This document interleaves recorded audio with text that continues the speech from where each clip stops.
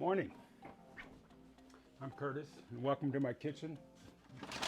And I'm doing something quite different today than I've done in any of my show openings. Got a bag of produce out of the fridge, and this is an interesting bag I want to share with you in a minute what it's about. Monday, July 19th. It's about 7:50 in the morning, and as I said, normally I'll do the openings away from home, then I'll come back to the kitchen. Kind of an emotional morning for me. A lot going on this last 10, 12 days. Remember from last week's show, it's big around our house. Cole and Jenna, my youngest son and his wife, celebrated their first anniversary.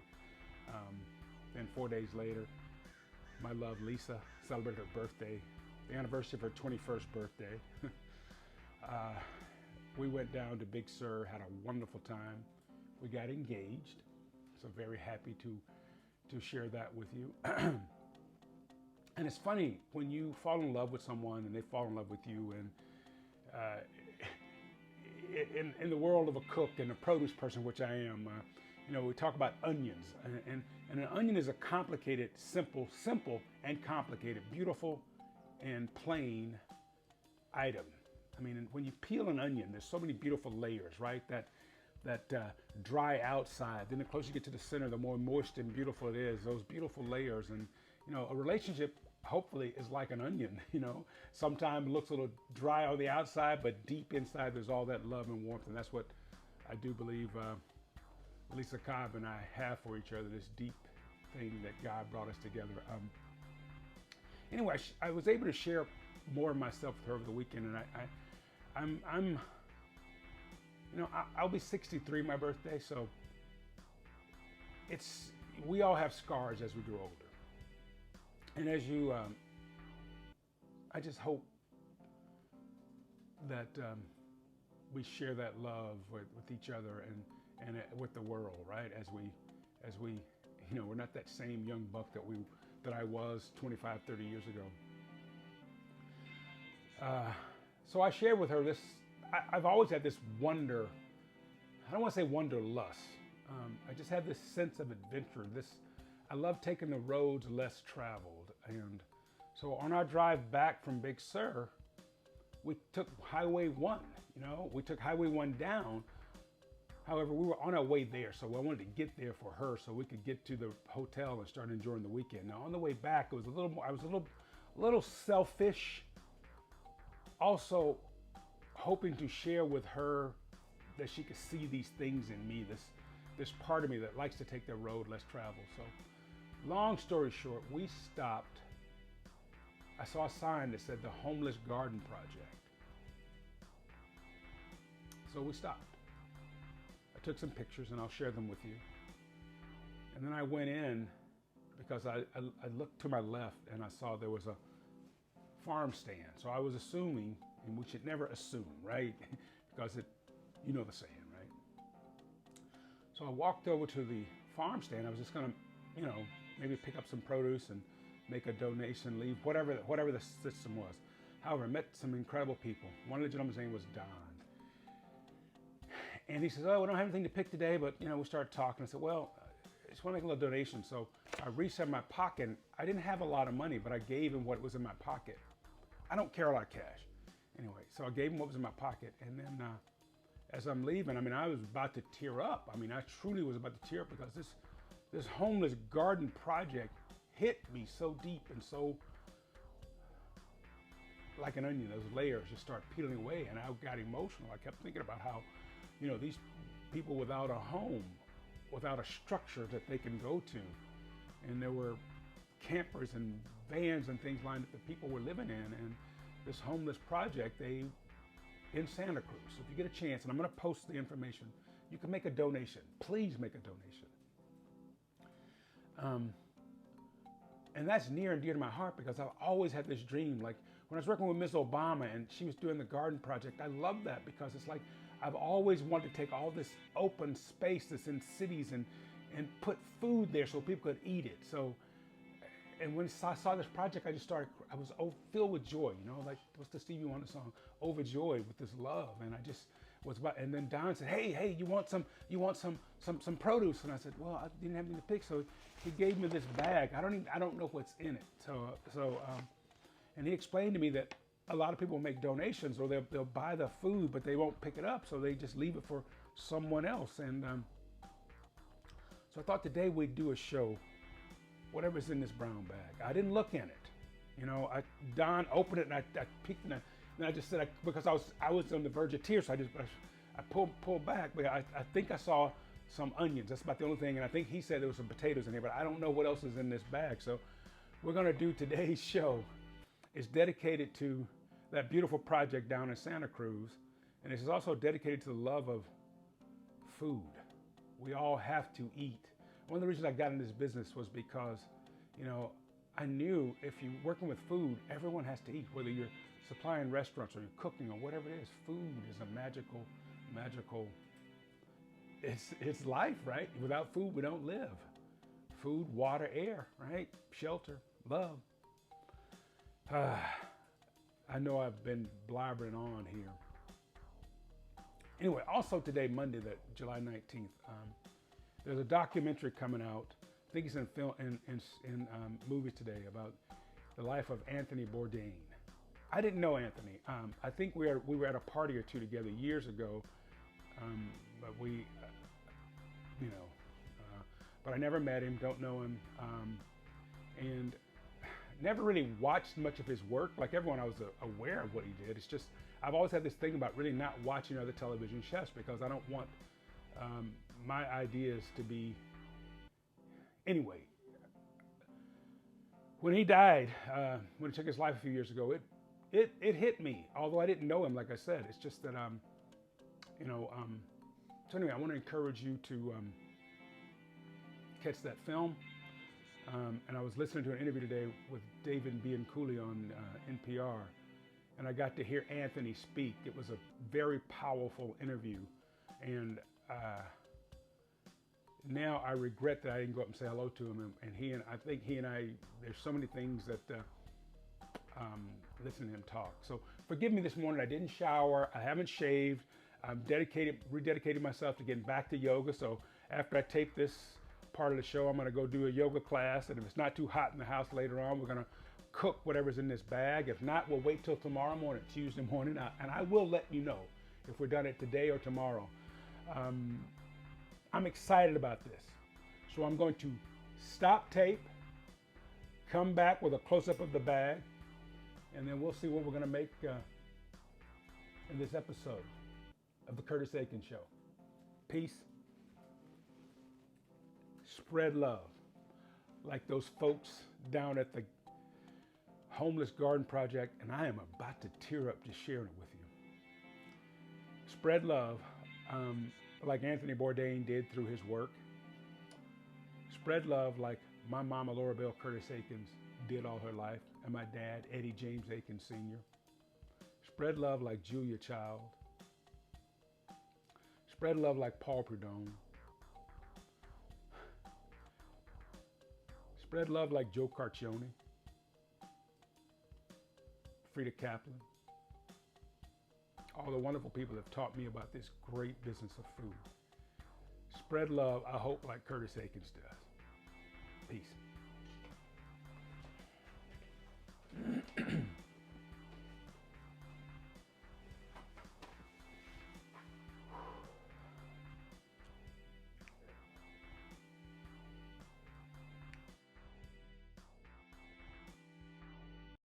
Whew. I've composed myself a little bit. Let's open our bag and see what we have. Again, this is a bag of produce, organic produce, and this is an incredibly strong bag. I know that's kind of loud, so we're going to open up. Ooh, we've got some beans, yellow, purple, and green beans. Know what I'm going to do with those. Lisa loves my green beans, so okay, dig down. Yep, the onions, some spring onions. Those are red ones. oh, fresh basilico. Now this bag has been in the fridge. I didn't do anything when we got home last night. I put it right in the fridge because I knew I wanted to do this. Rosemary, a lot of herbs. Let's see. Oh my goodness. That's a basil, Thai basil. Potatoes, sweet potato. That looks like a bee red. I should put my glasses on, right? Let's look in the bag. Oh my goodness, this is gorgeous. Oh, more of the Thai basil. Let's go. Oh, wow, that smells so good. A couple of bags in here. A bag of, ooh, a bag within a bag. Let's see what we've got. Don, thank you very much. Ah, these are those beautiful more bee red potatoes. Okay, there are 2, 4, 6 in there. We're getting down to the bottom of our bag. I've got 2 small cabbages. 1, 2, okay. What else? More sweet potatoes. That one we can't use. Oh, but I'm gonna have fun with it. That one's got a little soft spot.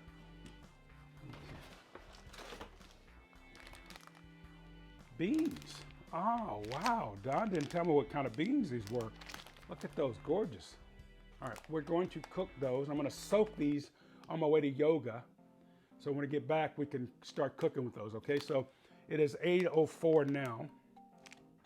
So I'm going to, I'll get those started. We may not cook those till tomorrow morning. And that is it. The only thing left in the bag is 1 more sweet potato. So I'm gonna show you this bag is empty, okay? All right, so our bag, this is a gorgeous paper bag. I don't know why I'm in love with a paper bag. So what can I do with this, huh?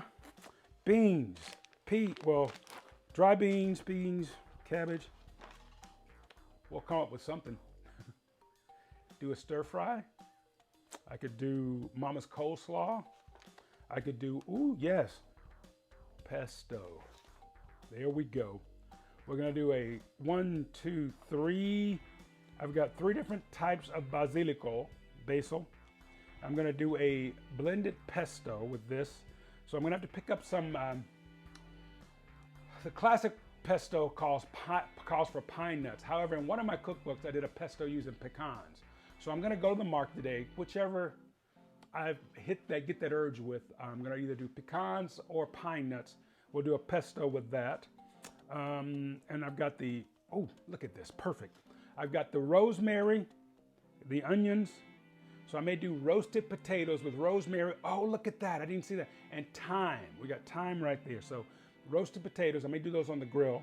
I got the sweet potatoes that can be dessert. I got the peas, at least so we're gonna, I do the peas and potatoes. It's all coming together now. So, all right, y'all, peace, spread love.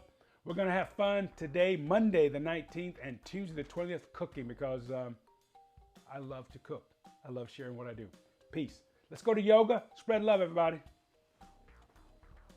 My first yoga class since I guess the week after COVID. Honey, I'm excited about yoga.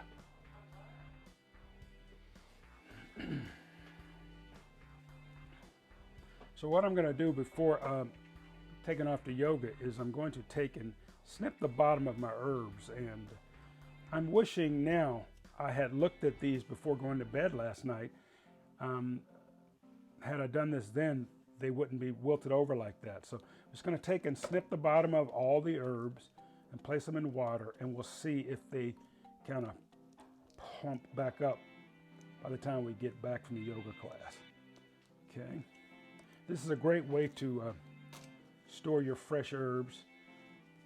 If you grow them in your garden outside, you know, when you cut them, just put them in some water like this. And they'll last in the fridge, you know, 3, 4, 5 days.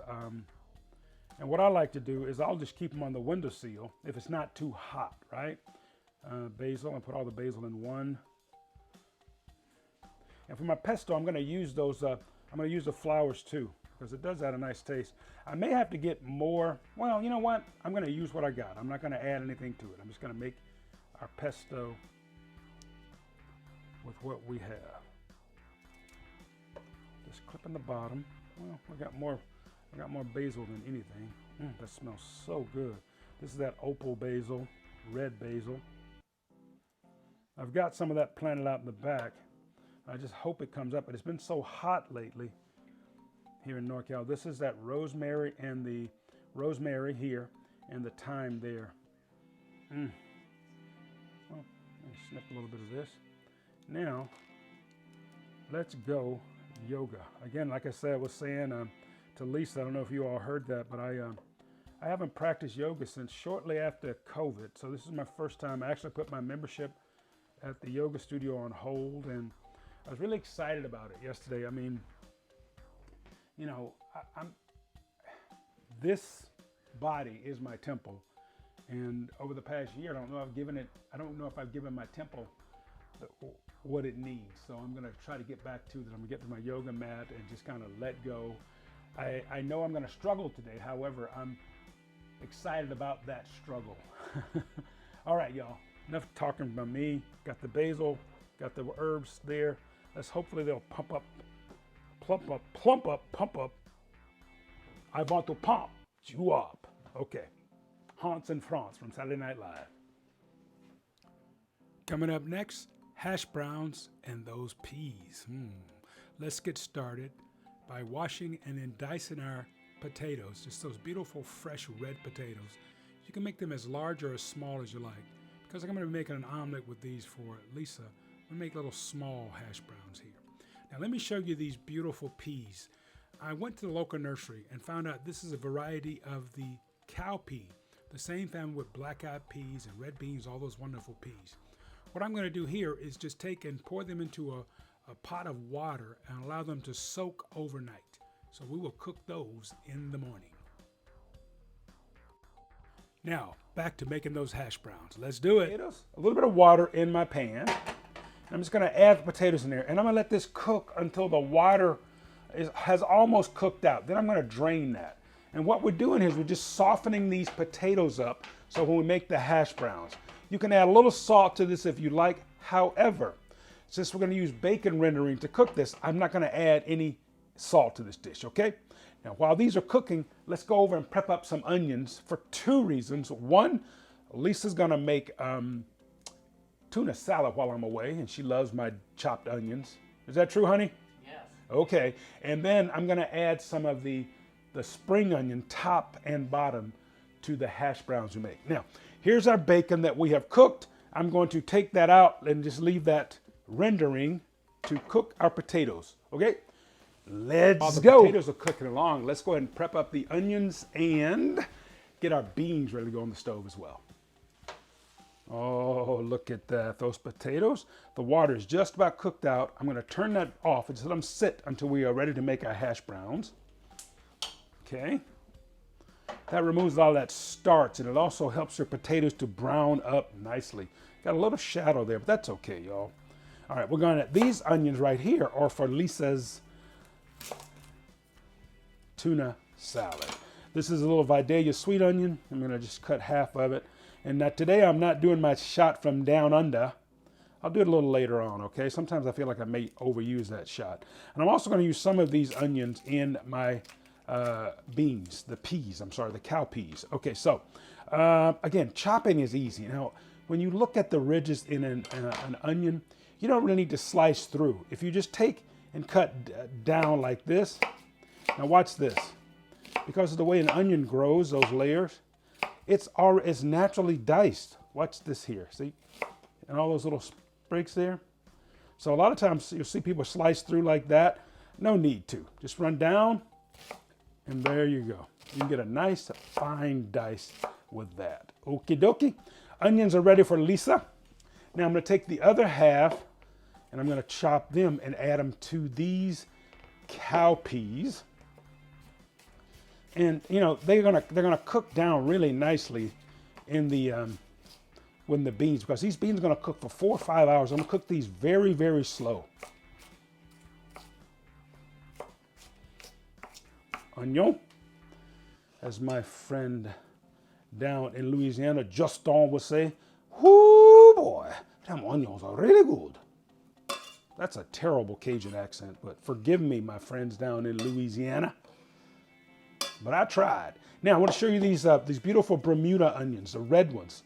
And I do like the tops. However, these aren't as pretty as some we've seen. And I blame that on myself for not opening that bag up as soon as we got home Sunday night. That's on me, not on you. Okay, I'm just going to cut those, discard them. Remember, these tops are wonderful with baked potatoes in place of chives. Okay. Now these are going to be we'll use for our hash browns. Slice through that, and I'm going to dice these really fine. This little chop there. I'm going to leave the greens a little larger because I want them to add some dimension. All right, now we are ready to go cook our hash browns. I'm going to add water, salt, pepper, some other seasoning to this. We're going to bring it to a boil, lower it, and while I'm off to my second yoga class this week, 2 days in a row, Lisa will keep an eye on these. So cross our fingers, make sure hope she doesn't burn them while I'm away, okay? I'm kidding. And we're also going to add some oil to this. All right, let's go to the stovetop. Got that bacon rendering nice and hot. My potatoes have cooled off slightly. Got everything we need. Let's go ahead and add those to the pan. Yeah, baby. Love that sound. Let me grab a spatula. We'll scoop those out. Gonna let these cook for about 2 or 3 minutes before we add the onions or anything to that. And again, if you want, you can add salt, pepper. I may add a little bit of rosemary to these. I've got that fresh, why am I talking so fast today, Curtis George?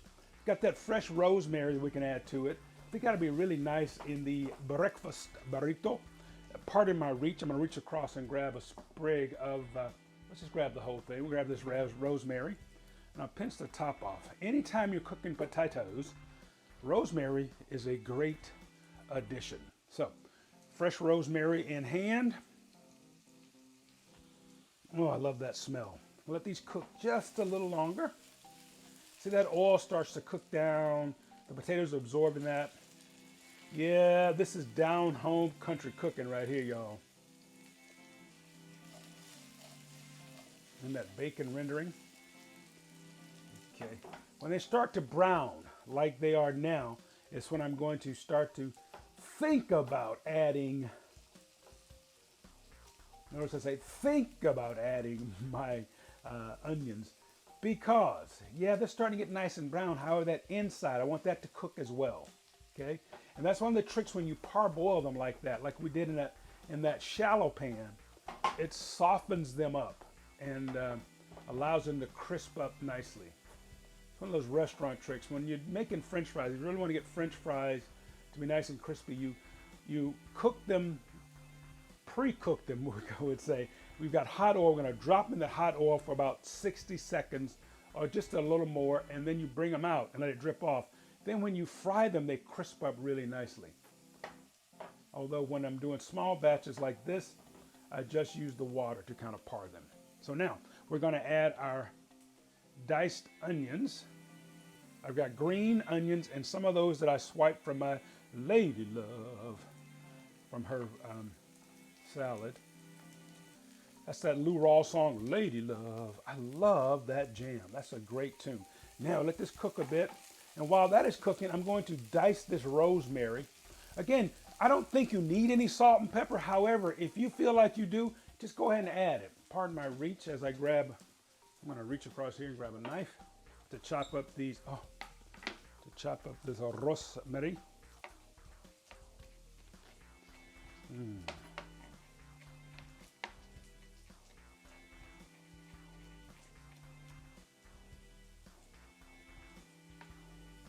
The rosemary diced finally. I'm going to put that, just throw that right in the pan.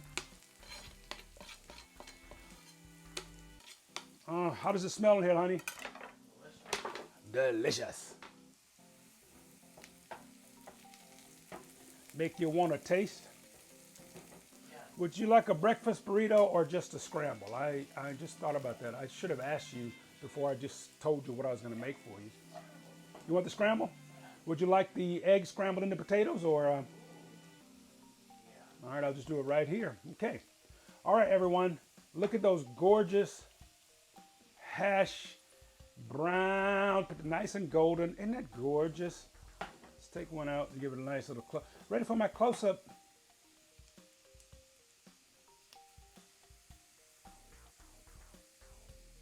Quite lovely, huh? Okay, we'll come back. I'll scramble the eggs up. Very rare that I do breakfast show, so we're going to turn this into a breakfast hour. We'll just scramble the eggs right into those potatoes. Those are our lovely hash browns. Push the hash browns off the burner for a second.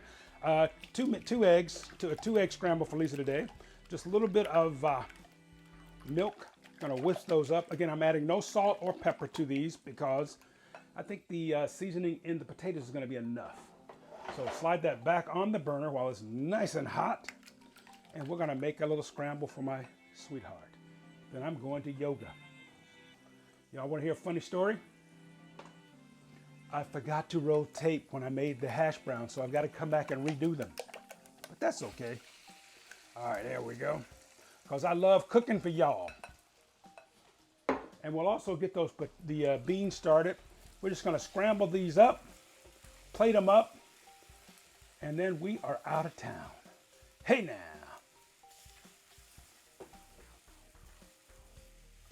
That hot pan, oh la la. That's gorgeous. Honey, you sure you don't want it in a burrito? No, I'm kidding. We'll just do the scramble. Should have made a 3-egg scramble though. A lot of hash browns there. Reminds me of the Spanish omelet. It's gorgeous. What do you think, folks at home? All right, Lisa's scramble. Well, next week on the show, I'm going to show you how to make those cow peas. Yeah, I think they're beautiful. Well, at least they taste beautiful. Got them topped with some diced yellow tomato, cherry tomato, some cheddar cheese, as well as onion and sour cream. I'm also going to roast the sweet potato. You'll see that process. Potatoes cooked outside, they're incredible, whether they're sweet potatoes or the red potatoes you see here. I've got the trimmings outside. I'm also going to share with you a trick that I like to do when topping those beautiful sweet potatoes and make a great side dish or dessert just like that. Peace, spread love.